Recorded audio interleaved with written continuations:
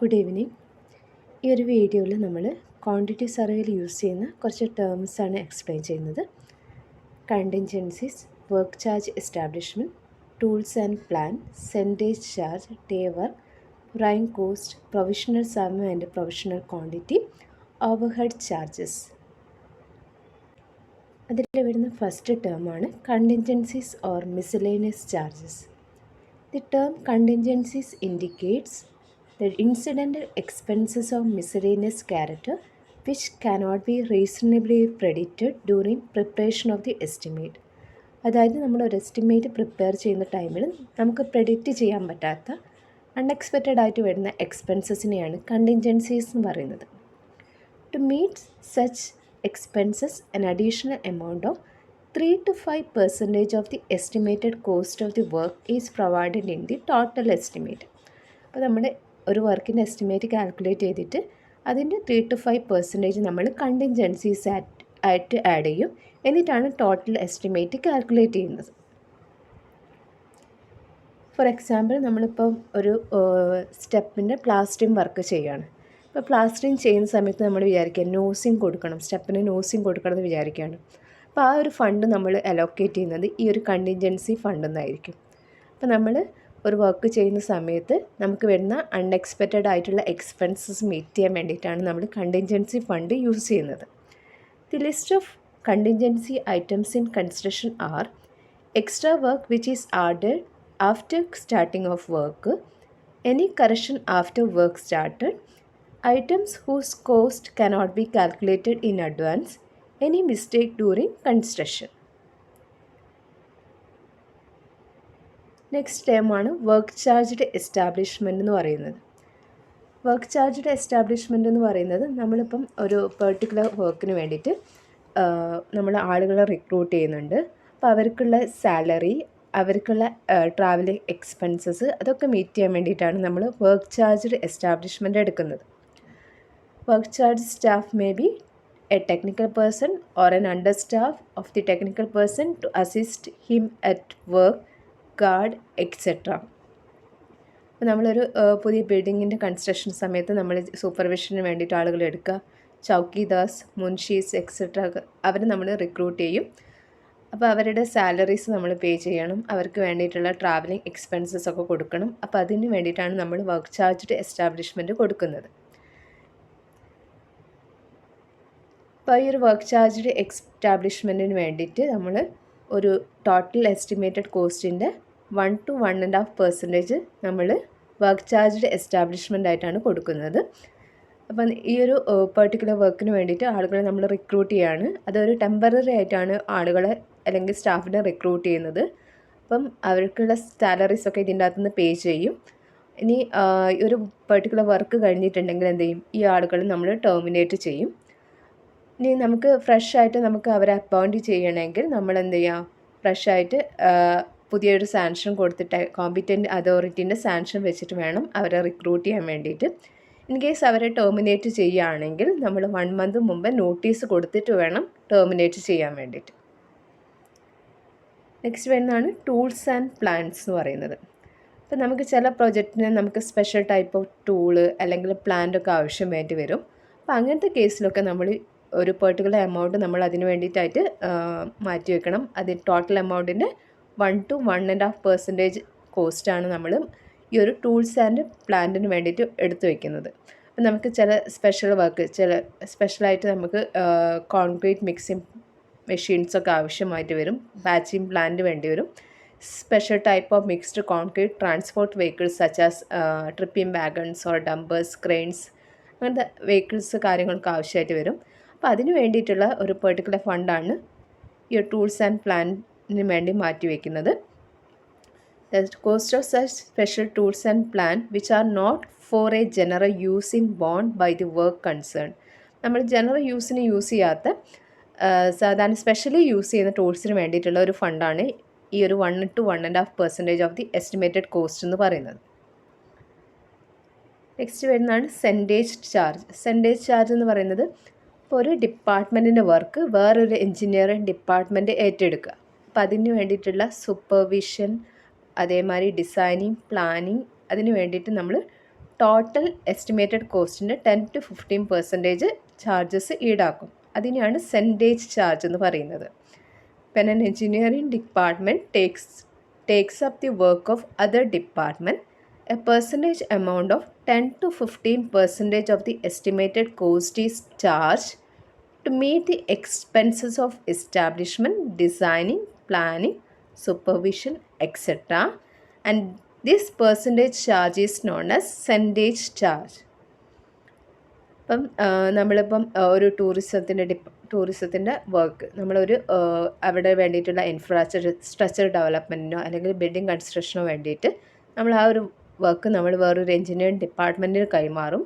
അപ്പോൾ ആ എഞ്ചിനീയറിംഗ് ഡിപ്പാർട്ട്മെൻറ്റിന് ഇവിടെ വർക്ക് സൂപ്പർവൈസ് ചെയ്യണം, ഡിസൈൻ ചെയ്യണം, പ്ലാനിങ് ചെയ്യണം, എക്സിക്യൂട്ട് ചെയ്യണം. അപ്പോൾ അതിന് വേണ്ടിയിട്ട് ടോട്ടൽ ഒരു 10-15% എസ്റ്റിമേറ്റഡ് കോസ്റ്റ് നമ്മൾ അതിനായിട്ട് മാറ്റി വയ്ക്കും. അതിനെയാണ് നമ്മൾ സെൻറ്റേജ് ചാർജ് എന്ന് പറയുന്നത്. നെക്സ്റ്റ് വരുന്നതാണ് ഡേ വർക്ക് എന്ന് പറയുന്നത്.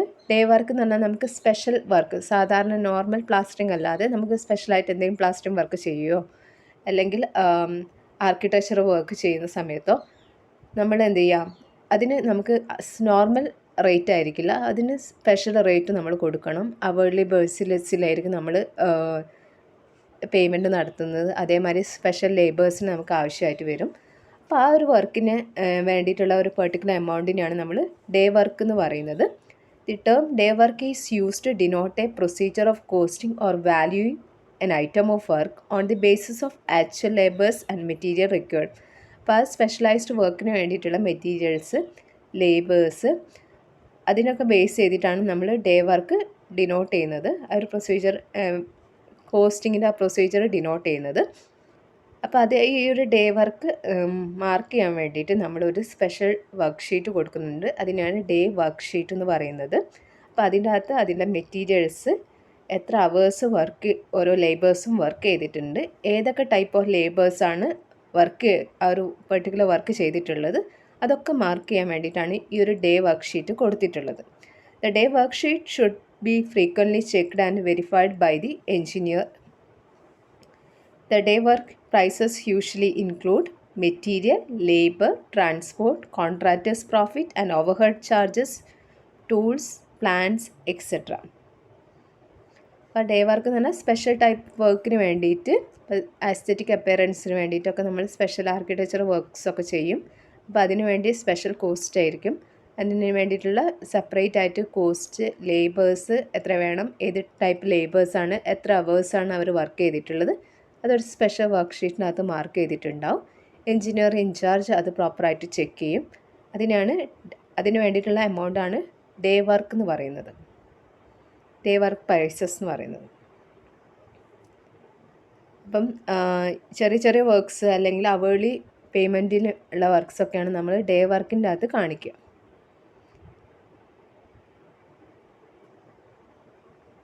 നെക്സ്റ്റ് വരുന്നതാണ് പ്രൈം കോസ്റ്റ് എന്ന് പറയുന്നത്.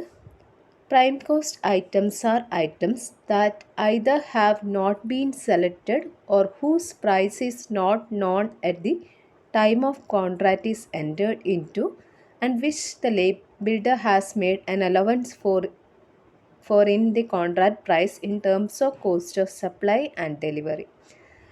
Prime cost എന്ന് പറയുന്നത് നമുക്ക് ചില ഐറ്റംസിൻ്റെ കോസ്റ്റ് നമുക്ക് ഇനീഷ്യലി അറിയില്ല. ഇപ്പോൾ സാനിറ്ററി ഫിറ്റിങ്സ് അല്ലെങ്കിൽ pipe fittings, water supply fittings, കാര്യങ്ങളൊക്കെ നമുക്ക് ആ ഒരു വർക്ക് ചെയ്യുന്ന സമയത്തായിരിക്കും കറക്റ്റ് ഏത് ബ്രാൻഡിൻ്റെ വേണം എന്നൊക്കെ തീരുമാനിക്കുന്നത്, അല്ലെങ്കിൽ ഏത് കോൺട്രാക്ടറിന് നമ്മൾ കൊടുക്കണം എന്നൊക്കെ തീരുമാനിക്കുന്നത്.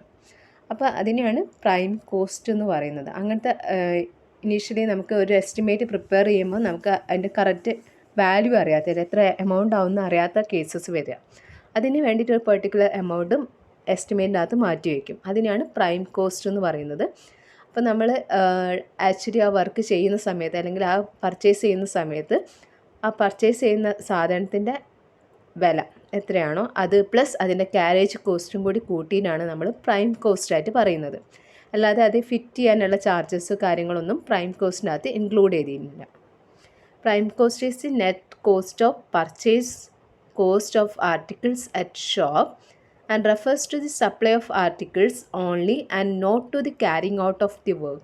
അപ്പോൾ പ്രൈം കോസ്റ്റിനകത്ത് നമ്മൾ മെറ്റീരിയൽസ് സ്പെഷ്യൽ ടൈപ്പ് വർക്ക്സിൻ്റെ നമുക്കറിയില്ല. അപ്പോൾ അങ്ങനത്തെ കേസിൽ നമ്മൾ മെറ്റീരിയൽസ് പർച്ചേസ് ചെയ്യുമ്പോൾ അതിൻ്റെ കോസ്റ്റ് പ്ലസ് അത് അതിൻ്റെ ക്യാരേജ് കോസ്റ്റും കൂടി കൂട്ടിയിട്ടാണ് നമ്മൾ പ്രൈം കോസ്റ്റ് ആയിട്ട് പറയുന്നത്. അപ്പം ചിലപ്പോൾ ഓണർ ചിലപ്പോൾ ആ ഒരു മെറ്റീരിയൽസ് സപ്ലൈ ചെയ്യാം, ചിലപ്പോൾ എൻജിനീയർ ഇൻചാർജ് കോൺട്രാക്ടറിനെ ഏൽപ്പിച്ചിട്ടായിരിക്കും ചിലപ്പോൾ ആ മെറ്റീരിയൽസ് പർച്ചേസ് ചെയ്യുന്നത്. അപ്പം ആ പർച്ചേസ് കോസ്റ്റ് പ്ലസ് ആ ക്യാരേജ് കോസ്റ്റാണ് പ്രൈം കോസ്റ്റായിട്ട് നമ്മൾ കൊടുക്കുന്നത്. കോൺട്രാക്ടറിന് ആ ഒരു വർക്ക് ചെയ്യാൻ എടുക്കുന്ന കോസ്റ്റ് നമ്മൾ ഇതിൻ്റെ അകത്ത് കൺസിഡർ ചെയ്യുന്നില്ല. അതേമാതിരി കോൺട്രാക്ടറിൻ്റെ പ്രോഫിറ്റും ഇതിൻ്റെ അകത്ത് എടുക്കുന്നില്ല. But during the preparation of an estimate, it is not always possible to specify the exact types or brands of materials required, as in the case of door and window or water supply and sanitary fittings, according to the choice of the owner. The owner may supply such articles or may instruct a contractor to purchase such articles for the work. The fitting and fixing charges are paid separately. In order to execute such items of work, a reasonable amount is provided in the estimate as prime cost. അപ്പം നമുക്ക് water supply fittings, sanitary fittings, അപ്പം നമ്മുടെ ഓണറിൻ്റെ ഇഷ്ടത്തിനനുസരിച്ചായിരിക്കും അത് purchase ചെയ്യുന്നത്. അവരുടെ ഓണറിൻ്റെ ഇഷ്ടത്തിനനുസരിച്ചുള്ള brand ഏതാ ടൈപ്പൊക്കെ നമ്മൾ അതിനെ ബേസ് ചെയ്തിട്ടാണ് സെലക്ട് ചെയ്യുന്നത്. ഒന്നെങ്കിൽ ഓണർ സപ്ലൈ ചെയ്യുക, അല്ലെങ്കിൽ കോൺട്രാക്ടറിനെ ഏൽപ്പിക്കുക ആ ഒരു ബ്രാൻഡ് വാങ്ങിക്കാൻ വേണ്ടിയിട്ട്. ഫിറ്റിംഗ് ചാർജസ് ഒന്നും ഇതിനകത്ത് കൺസിഡർ ചെയ്യുന്നില്ല. ഈ ഒരു പർച്ചേസ് ചെയ്യാൻ വേണ്ടിയിട്ടുള്ള കോസ്റ്റ് അതിൻ്റെ ക്യാരേജ് കോസ്റ്റും കൂടി കൺസിഡർ ചെയ്തിട്ടാണ് നമ്മൾ പ്രൈം കോസ്റ്റ് ആയിട്ട് മാർക്ക് ചെയ്യുന്നത്. For example, suppose for the door and window fittings approved by the engineer in charge, the actual cost is ₹1,000 for material including carriage.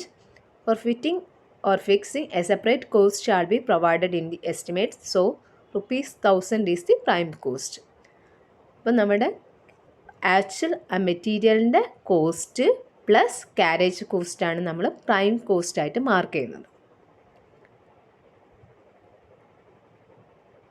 Next വരുന്നതാണ് പ്രൊവിഷണൽ സം എന്ന് പറയുന്നത്. Provisional sum എന്ന് പറയുമ്പം നമ്മളിപ്പം lift, specialised work, ഒരു ബിൽഡിങ്ങിൽ വരുന്ന specialised work, ഇപ്പോൾ റെഫ്രിജറേറ്റിംഗ് മെഷീൻസ്, ലിഫ്റ്റ്, അങ്ങനത്തെ കാര്യങ്ങളൊക്കെ കൊടുക്കുന്ന സമയത്ത് നമുക്ക് അതിൻ്റെ എമൗണ്ട് അറിയില്ല.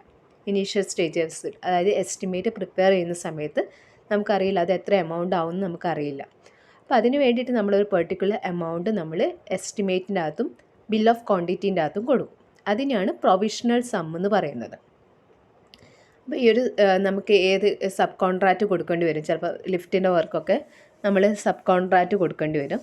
അപ്പോൾ ഏത് കോൺട്രാക്ടർക്കാണ് കൊടുക്കുന്നത്, അതിന് എത്ര എമൗണ്ട് ആവും, ഏത് ടൈപ്പ് ഓഫ് മെഷീൻസാണ്, റെഫ്രിജറേറ്റീവ് മെഷീൻസൊക്കെ ആണെങ്കിൽ ഏത് ടൈപ്പാണ് നമ്മൾ വാങ്ങുന്നതെന്ന് നമുക്ക് ഇനീഷ്യലി അറിയില്ല.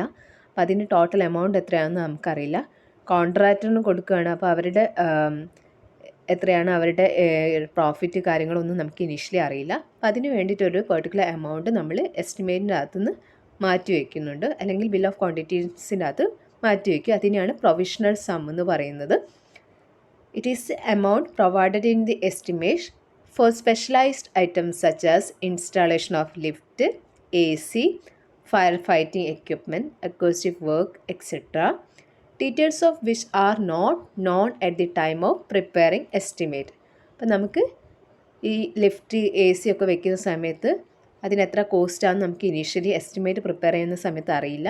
അപ്പം അങ്ങനത്തെ വർക്കിന് വേണ്ടിയിട്ടുള്ള എമൗണ്ട്, ഒരു പെർട്ടിക്കുലർ എമൗണ്ട് നമ്മൾ എസ്റ്റിമേറ്റിനകത്ത് കൊടുക്കുന്നുണ്ട്. അതിനെയാണ് പ്രൊവിഷണൽ സം എന്ന് പറയുന്നത്. A provisional sum is an allowance usually estimated by the cost consultant.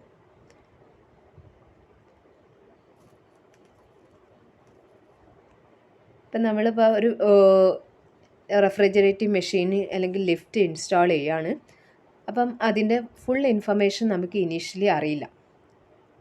അപ്പം നമ്മൾ എസ്റ്റിമേറ്റിനകത്ത് ഒരു പെർട്ടിക്കുലർ എമൗണ്ട് മാറ്റി വയ്ക്കും. അപ്പം നമ്മൾ ആ ഒരു വർക്ക് ചെയ്യുന്ന സമയത്തായിരിക്കും നമുക്ക് ഏത് കോൺട്രാക്ടറിന് കൊടുക്കണം, ഏത് ടൈപ്പ് ഓഫ് വർക്കാണ് അവിടെ വരുന്നതെന്ന് ഐഡൻറ്റിഫൈ ചെയ്യാൻ പറ്റുക. അപ്പം ആക്ച്വലി ആ വർക്ക് ക്യാരി ചെയ്യുന്ന സമയത്താണ് നമുക്ക് കറക്റ്റ് എമൗണ്ട് കിട്ടുന്നത്. എത്ര വർക്ക് ചെയ്തിട്ടുണ്ട്, എത്രയാണ് അതിൻ്റെ കോസ്റ്റ് എന്നൊക്കെ മനസ്സിലാവുക ആ ഒരു വർക്ക് ക്യാരി ചെയ്യുമ്പോൾ മാത്രമാണ്. നെക്സ്റ്റ് വരുന്നതാണ് പ്രൊവിഷണൽ ക്വാണ്ടിറ്റീസ് എന്ന് പറയുന്നത്. പ്രൊവിഷണൽ ക്വാണ്ടിറ്റീസ് എന്ന് പറയുന്നത് നമുക്ക് വർക്കിനെ കുറിച്ചൊക്കെ അറിയാം. ഇപ്പം എർത്ത് വർക്ക് ചെയ്യണം എന്നൊക്കെ അറിയാം, ഫൗണ്ടേഷൻ ചെയ്യണമെന്നും അറിയാം. പക്ഷേ സൈറ്റ് കണ്ടീഷൻസിന് വേരി ചെയ്യുന്നതിനനുസരിച്ച് നമുക്ക് ചിലപ്പം ഡെപ്ത്ത് കൂട്ടി കൊടുക്കേണ്ടി വരും, ഫൗണ്ടേഷൻ്റെ ഡെപ്ത്ത് കൂട്ടി കൊടുക്കേണ്ടി വരും. അപ്പം നമുക്ക് എത്ര ക്വാണ്ടിറ്റി വർക്ക് ചെയ്യണമെന്ന് ആക്ച്വലി ആ സൈറ്റിൽ പോയാലോ നമുക്ക് അറിയുള്ളൂ, എത്ര ഡെപ്ത്തിൽ നമുക്ക് ഫൗണ്ടേഷൻ കൊടുക്കണമെന്ന്. അപ്പോൾ അതൊക്കെ പ്രൊവിഷണൽ ക്വാണ്ടിറ്റി ആയിട്ടാണ് പറയുന്നത്. These are additional quantities which are not included in the estimate because the quantities of particular items are uncertain due to unavailability of data. നമുക്ക് കറക്റ്റ് ഡാറ്റാസ് ഇല്ലാത്തത് കാരണം നമ്മൾ എസ്റ്റിമേറ്റിനകത്ത് നമുക്ക് എത്ര ക്വാണ്ടിറ്റിയാണെന്ന് കറക്റ്റ് പ്രെഡിക്റ്റ് ചെയ്യാൻ പറ്റില്ല. അപ്പോൾ ആക്ച്വലി നമ്മൾ ആ വർക്ക് ചെയ്യുന്ന സമയത്തായിരിക്കും നമുക്ക് കറക്റ്റ് ഡാറ്റാസ് കിട്ടുക. അപ്പോഴാണ് കറക്റ്റ് എത്ര ക്വാണ്ടിറ്റി നമ്മൾക്ക് വർക്ക് ചെയ്യാണ്ടെന്ന് മനസ്സിലാവുന്നത്. It occurs due to variation of site condition.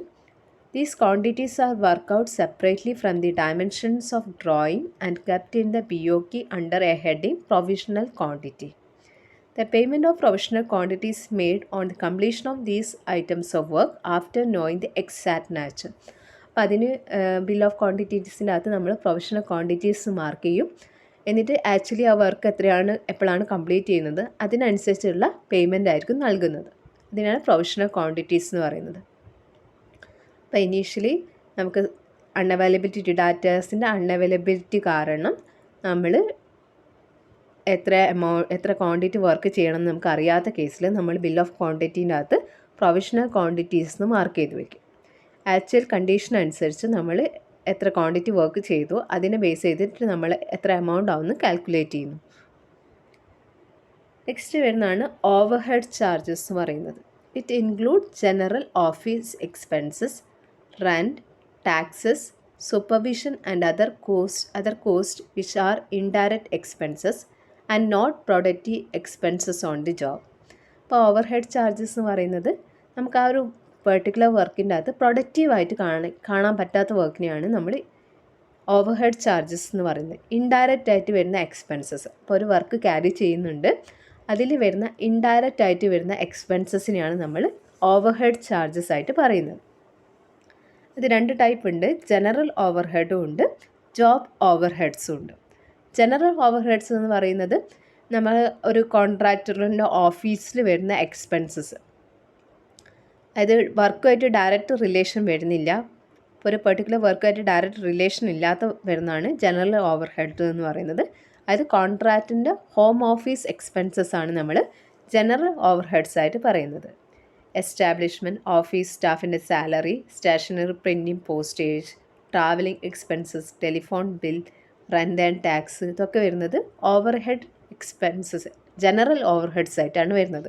അതായത് കോൺട്രാക്ടറിൻ്റെ ഹോം ഓഫീസിൽ വരുന്ന എക്സ്പെൻസസ് ആണ് ജനറൽ ഓവർ ഹെഡ്സ് എന്ന് പറയുന്നത്. നെക്സ്റ്റ് വരുന്നതാണ് ജോബ് ഓവർ ഹെഡ്സ് എന്ന് പറയുന്നത്. ജോബ് ഓവർ ഹെഡ്സ് എന്ന് പറയുന്നത് നമ്മളിപ്പോൾ ഒരു ജോബുമായിട്ട് റിലേറ്റ് ചെയ്തിട്ടുള്ള, ഡയറക്റ്റ് റിലേറ്റ് ചെയ്തിട്ട് വരുന്ന ഇൻഡയറക്റ്റ് എക്സ്പെൻസസ് ആണ് ജോബ് ഓവർ ഹെഡ്സ് എന്ന് പറയുന്നത്. സൂപ്പർവിഷൻ ചാർജസ്, അപ്പോൾ നമ്മൾ ഒരാൾ സൂപ്പർവൈസ് ചെയ്യാനുണ്ടാവും, എൻജിനീയർ ഇൻചാർജ് സൂപ്പർവൈസ് ചെയ്യുന്നുണ്ട്, പക്ഷേ അവരുടെ വർക്ക് ആ ഒരു ഇതിൻ്റെ അത് കാണില്ല. അപ്പോൾ പ്ലാസ്റ്ററിങ് വർക്ക് നടന്നുകൊണ്ടിരിക്കുകയാണ്, ഇപ്പോൾ ഒരു സൂപ്പർവൈസർ ഉണ്ട്, അവർ സൂപ്പർവൈസ് ചെയ്യുന്നുണ്ട്, പക്ഷെ അവരുടെ വർക്ക് അവിടെ ഈ ഒരു പ്ലാസ്റ്ററിങ് വർക്കിൻ്റെ അകത്ത് പ്രൊഡക്റ്റീവായിട്ട് കാണുന്നില്ല. അപ്പോൾ അങ്ങനത്തെ ടൈപ്പ് വർക്കിനാണ് എക്സ്പെൻസസിനാണ് നമ്മൾ ജോബ് ഓവർ ഹെഡ്സ് ആയിട്ട് പറയുന്നത്. The job overheads include supervision charges, handling of materials, repair, carriage and depreciation of tools and plant, amenities of labor, workman's compensation, insurance, etc., interest on investment, losses on advance. അപ്പം ജോബായിട്ട് direct relation ഉണ്ട്, പക്ഷേ പ്രൊഡക്റ്റീവായിട്ട് ജോബിൽ കാണാത്ത expenses അതിനാണ് indirect expenses ആയിട്ട് പറയുന്നത്. അപ്പം ഇത്രയും ടേംസാണ് ഈ ഒരു വീഡിയോയിൽ ഇൻക്ലൂഡ് ചെയ്തിട്ടുള്ളത്. Thank you.